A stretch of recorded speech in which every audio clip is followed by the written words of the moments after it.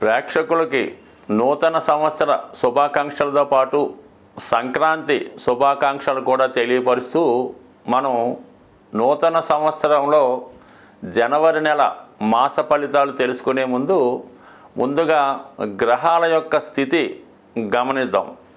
ఈ నెల ప్రారంభంలో వృషభ రాశిలో గురుగ్రహ గమనం వక్ర గమనంలో ఇంచుమించుగా ఈ నెలంతా కూడా వక్ర గమనంలో సంచరించడం జరుగుతుంది.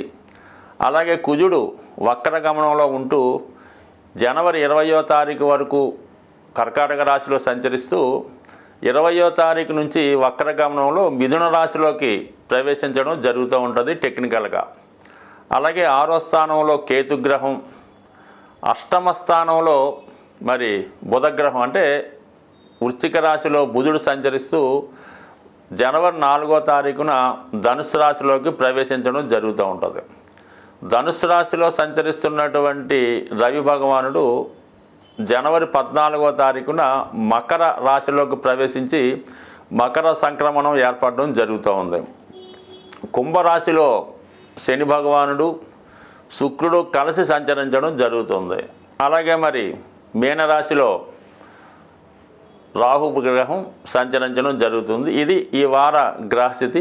ఈ రాశుల యొక్క స్థితి గమనించినప్పుడు చాలా వరకు గ్రహాలు మంచి మిత్రస్థానాల్లోనూ ఉండడం వల్ల గ్రహాలు వారి వారి రాశిని బట్టి అనుకూల ప్రతికూల పరిస్థితులు ఇవ్వడం జరుగుతుంటుంది. అది వ్యక్తిగతంగా ఏ రాశికి ఆ రాశికి తెలుసుకున్నప్పుడు ఏ గ్రహం ఏ ఫలితం ఇస్తుందో అన్నది కొంత డీటెయిల్గా తెలుసుకుందాం. కానీ ప్రస్తుత గ్రహస్థితి ఈ విధంగా ఉండడం జరుగుతుంది. స్వస్తి. సో ఇప్పుడు ఉన్నటువంటి ఈ గ్రహస్థితి మిగతా రాశుల వారి మీద అంటే ద్వాదశ రాశుల మీద ఏ విధమైన ప్రభావం చూపుతుందన్న విషయాన్ని మనం వివరంగా ఒక్కొక్క వీడియోలో తెలుసుకునే ప్రయత్నం చేద్దాం. 2025వ సంవత్సరంలోకి మనం ప్రవేశించబోతున్నాం.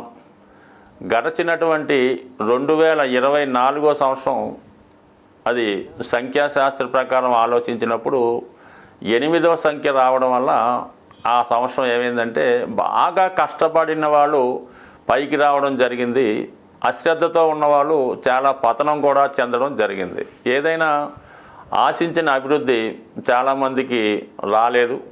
ముఖ్యంగా స్థిరాస్తి సంబంధించినటువంటి రియల్ ఎస్టేట్ వ్యాపారం పెద్దగా కలిసి రాకపోవడం వల్ల మరి ఆ ప్రభావం అన్ని రంగాల మీద పడడం జరిగింది.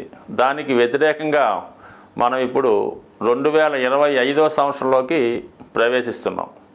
ఇది టోటల్ 9 రావడం వల్ల చాలా వరకు ఈ రియల్ ఎస్టేట్ వ్యాపారం భూముల యొక్క విలువ ఎక్కువగా పెరగడం వల్ల దాంతోపాటు అన్ని రంగాల్లోకి ధనం ఇన్వెస్ట్మెంట్ చేయడం వల్ల అటు వ్యాపార అభివృద్ధి జరుగుతుంది, పారిశ్రామిక రంగం అభివృద్ధి చెందుతుంది, ఈ మోటార్ ఫీల్డ్ కూడా అభివృద్ధి చెందడం వల్ల అన్ని విషయాలు కూడా అనుకూలంగా ఉంటుంది. అలాగే చివరి సంఖ్య 5 రావడం వల్ల ఏంటంటే వ్యాపార వర్గం వాళ్ళకి బాగుంటుంది, మేధా వర్గం వారికి అనుకూలంగా ఉండే అవకాశం ఉంది. కాబట్టి చాలా వరకు గడిచిన సంవత్సరం కన్నా ఈ సంవత్సరం ఫలితాలు అన్ని రాశుల వారికి చాలా వరకు శుభకరంగా ఉంటుంది.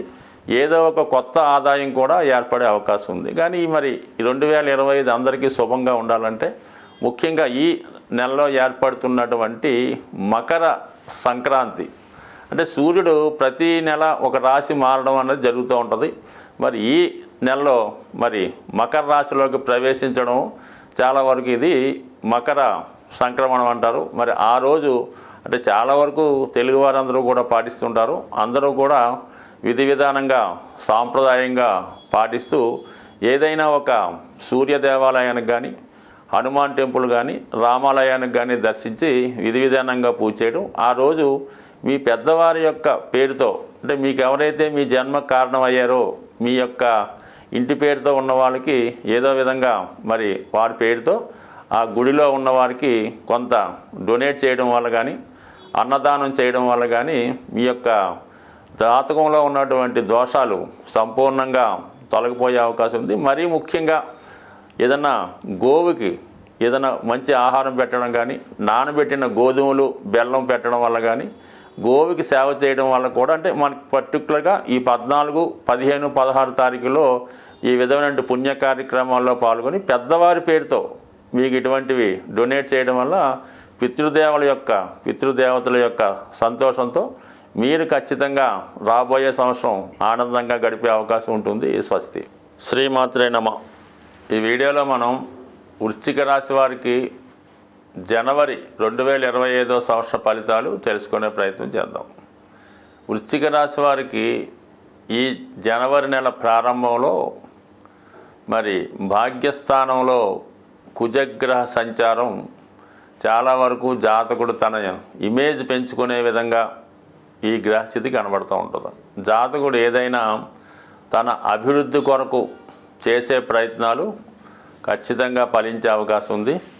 ఇది ఎక్కువగా ప్రభుత్వ ఉద్యోగ ప్రయత్నం చేస్తున్న వారికి కానీ, క్రీడా రంగంలో ప్రవేశించడానికి కానీ, చిన్న పాలిటిక్స్ అంటే గ్రామీణ రాజకీయాల్లో పాల్గొందాం అనుకున్న వారు కూడా వారి యొక్క కృషికి తగిన గుర్తింపు రావడం జరుగుతూ ఉంటుంది. ఏదో ఒక స్ట్రగులు కనబడుతూ ఉంటుంది అన్నమాట. చిన్న విషయాలకు కూడా ఘర్షణ వాతావరణం కనబడడం, మీరు మంచికి వెళ్తే అది చెడుగా మారడం కూడా జరుగుతూ ఉంటాయి. అయితే కొంత ఇబ్బంది పెట్టినప్పుడు కూడా ఫైనల్గా మీకు న్యాయం జరుగుతూ ఉంటుంది అన్నమాట. అలాగే మీరు కూడా కొంతవరకు సంబంధం లేని విషయాల్లో కలగజేసుకోవడం వల్ల కూడా కొన్ని ఇబ్బందులు ఎదుర్కోవడం జరుగుతూ ఉంటుంది. అంటే మీరు ఏదో పెద్ద మనిషిగా ఏదో సెటిల్మెంట్గా వెళ్దాం అనుకుంటే తిరిగి వాళ్ళిద్దరూ ఏకమై మీ మీద ఇబ్బంది పెట్టే విధంగా కనబడుతూ ఉంటుంది. ఎందుకంటే లగ్నాధిపతిగా రాష్ట్రాధిపతిగా ఉన్నటువంటి కుజుడు భాగ్యస్థానంలో నీచ స్థితి పొందడం కొంతవరకు దీనికి కారణమవుతూ ఉంటుంది. అయితే వక్రగమనం పొందడం వల్ల ముందుగా ఇబ్బంది పడినప్పుడు కూడా దాని తర్వాత మళ్ళీ మీకు సక్సెస్ కలిగే అవకాశం ఉంటుంది. అయితే ఈ గ్రహస్థితి చాలా వరకు రియల్ ఎస్టేట్ రంగంలో ఉన్న వాళ్ళకి, వైద్య రంగంలో ఉన్న వాళ్ళకి, అలాగే ఏదన్నా మీడియేటర్గా బిజినెస్ చేస్తున్న వాళ్ళకి చాలా వరకు మంచి ఫలితాలు ఇవ్వడం జరుగుతూ ఉంటుంది. అంటే ఊహించినంత తొందరగా రాదు, కానీ మొత్తం మీద చిన్న ఇబ్బందులు ఎదుర్కొన్నా కూడా ఖచ్చితంగా దాని యొక్క సక్సెస్ని పొందే అవకాశం ఉంది. అయితే మీ యొక్క భూములు, స్థిరాస్తులు విలువ పెరగడం, అలాగే మీరు ఊహించని విధంగా ఆదాయం కూడా లభించే అవకాశం ఉంది. మొత్తం మీద ఎప్పుడైనా సరే కుజుడు ఈ రాశి వారికి మంచినే ఇస్తూ ఉంటాడు. ఉండే స్థానాన్ని బట్టి కొంత ఇబ్బందులు పెట్టినప్పుడు కూడా అంతిమ విజయం రాశి వారికి లభిస్తూ ఉంటుంది. ముఖ్యంగా ఏంటంటే ఈ ఉద్యోగపరమైన ఇబ్బందులు మాత్రం కొంతవరకు ఎక్కువగా జాతకుడికి ఇబ్బంది పెడుతుంటాయి. మరి ప్రస్తుతం అర్ధాష్టమ శనిగా వ్యవహరిస్తున్నటువంటి 4వ స్థానంలో శని భగవానుడితో మనకి వృత్తికారకుడు షష్టాధిపతి అయినటువంటి కుజుడికి ఇద్దరి మధ్య ఉన్నటువంటి షష్టాష్టక స్థితి, కుజుని వక్రగమనం చాలా వరకు జాతకుడు అధికారుల వల్ల కానీ, సహ ఉద్యోగుల వల్ల కానీ కొంత ఇబ్బంది ఎదుర్కోవడం జరుగుతూ ఉంటుంది. అలాగే వ్యాపార రంగంలో ఉన్న వాళ్ళకి కూడా ఎక్కువ పోటీ రావడం వల్ల తన యొక్క వృత్తి వ్యవహారాలు మార్చే విధంగా ప్రయత్నాలు జరుగుతుంటాయి. అది ఖచ్చితంగా మరి ఈ సంక్రాంతి తర్వాత మీకు వృత్తి వ్యవహారాల్లో కొన్ని మార్పులు రావడం జరుగుతుంది. అది కొంతవరకు మీకు అనుకూలంగానే ఉంటుంది. బట్ ఏదైనప్పుడు కూడా రాబోయే ఒక 3 నెలల పాటు ఈ కుజుని యొక్క స్థితి జాతకుడికి ఎక్కువ స్ట్రగుల్ పెడుతూనే విజయాన్ని ఇచ్చే విధంగా అవకాశం ఉంది. అలాగే చాలా వరకు ఆరోగ్య విషయాల్లో ఎక్కువ అనారోగ్యంతో ఉన్నవాళ్ళు, దీర్ఘకాలిక అనారోగ్యంతో ఉన్నవాళ్ళు ఖచ్చితంగా కొంత ఆరోగ్యపరమైనటువంటి జాగ్రత్తలు తీసుకోవడం అన్నది తప్పనిసరి. అలాగే ప్రయాణాలు చేస్తున్నప్పుడు చాలా జాగ్రత్తగా ప్రయాణం చేస్తే మంచిది. ఇక మనకి ఈ జనవరి నెల 4వ తారీఖు తర్వాత ధనస్థానంలో ఏర్పడుతున్నటువంటి బుధాదిత్య యోగం సుమారుగా 10 రోజుల పాటు ఉంటుంది. లాభాధిపతి ధనస్థానం, అలాగే రాజ్యాధిపతి ధనస్థానంలో ఏర్పడడం వల్ల వృత్తిరీత్యా లాభం కలుగుతుంది. వృత్తిలో ప్రమోషన్ కానీ, అభివృద్ధి కానీ రావడం జరుగుతుంది. మీ యొక్క మాటకి విలువ పెరుగుతూ ఉంటుంది. అలాగే కుటుంబ విషయంలో కూడా మీ యొక్క ఆధిపత్యం పెరిగే విధంగా ఉంటుంది. కుటుంబ సభ్యుల్లో ఎవరో ఒకరికి ధన ఆదాయం పెరగడం వల్ల కానీ, ప్రభుత్వ పథకాలు అనుకూలంగా రావడం కానీ చాలా వరకు మరి కుటుంబ ఆదాయం పెరుగుతుంది. మీ వ్యక్తిగత పేరు ప్రతిష్టలు కూడా పెరగడం వల్ల చాలా వరకు ఆనందంగా ఉండే అవకాశం ఉంది. మొత్తం మీద మీ యొక్క కుటుంబం యొక్క గుర్తింపు కలుగుతూ ఉంటుంది. కుటుంబంలో ఏదో ఒక శుభకార్యం అన్నది ఈ సమయంలో జరిగే అవకాశం ఉంది. అంటే ఇంచుమించుగా మనకి ఈ జనవరి 14 తర్వాత ఈ మకర సంక్రమణం అంటే మకర రాశిలోకి రవిగ్రహ ప్రవేశంతో జాతకుడు వృత్తిలో మారడానికి కూడా కొంతవరకు ఈ గ్రహస్థితి కనబడుతూ ఉంటుంది. అలాగే ప్రభుత్వ అధికారులు, రాజకీయ నాయకులు మీకు సహకరిస్తూ ఉంటారు. మీ యొక్క అభివృద్ధికి ఖచ్చితంగా కొత్త బలం చేకూరుతూ ఉంటుంది. కొత్త వ్యవహారాలు, కొత్త విషయాలు ఖచ్చితంగా మీకు సక్సెస్ఫుల్గా ఉండే అవకాశం ఉంది. అలాగే కొత్త ఉద్యోగం ప్రవేశించడానికి, నూతన ఉద్యోగ ప్రయత్నాలు ఫలించడానికి కూడా ఈ గ్రహస్థితి అనుకూలించే అవకాశం ఉన్నది. బట్ ఏదైనా నిర్ణయం తీసుకోవడంలోనే మీరు చాలా జాగ్రత్తగా తీసుకోవాల్సి ఉంటుంది. అంటే పంచమ స్థానంలో ఉన్నటువంటి రాహు చాలా కన్ఫ్యూజ్ చేస్తూ ఉంటాడు.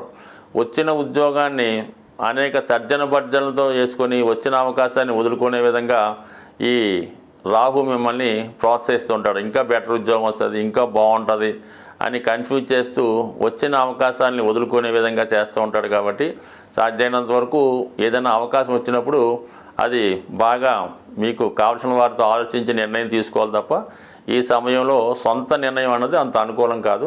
అలాగే మీరు షేర్ మార్కెట్లో కానీ, జూదంలో కానీ, స్పెక్యులేషన్లో కానీ ఎట్టి పరిస్థితుల్లో కూడా ఎంటర్ అయ్యే ప్రయత్నాలు చేయొద్దు. అలాగే ఇతరులకు కూడా ఈ విషయంలో సలహాలు ఇవ్వడం వల్ల కూడా వారు నష్టపోయే అవకాశం ఉంటుంది. కాబట్టి సాధ్యమైనంత వరకు స్పెక్యులేషను, జూదం వాటికి వెళ్లకుండా ఏదైనా వచ్చిన అవకాశాన్ని సద్వినియోగం చేసుకుంటే మంచిది.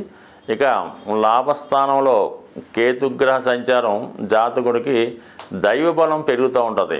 అనుభవజ్ఞులైనటువంటి సిద్ధాంతులు కానీ, జ్యోతిష్కులు కానీ చాలా వరకు మీకు సహకరించి వారి యొక్క సలహాలు తీసుకొని మీరు ముందుకెళ్ళడం వలన ఇంకా విజయం లభించే అవకాశం ఉంది. అంటే ఓవరాల్గా ఈ గ్రహస్థితి జాతకుడికి ఎక్కువ ధనయోగాలను ఇచ్చే అవకాశం ఉన్నది.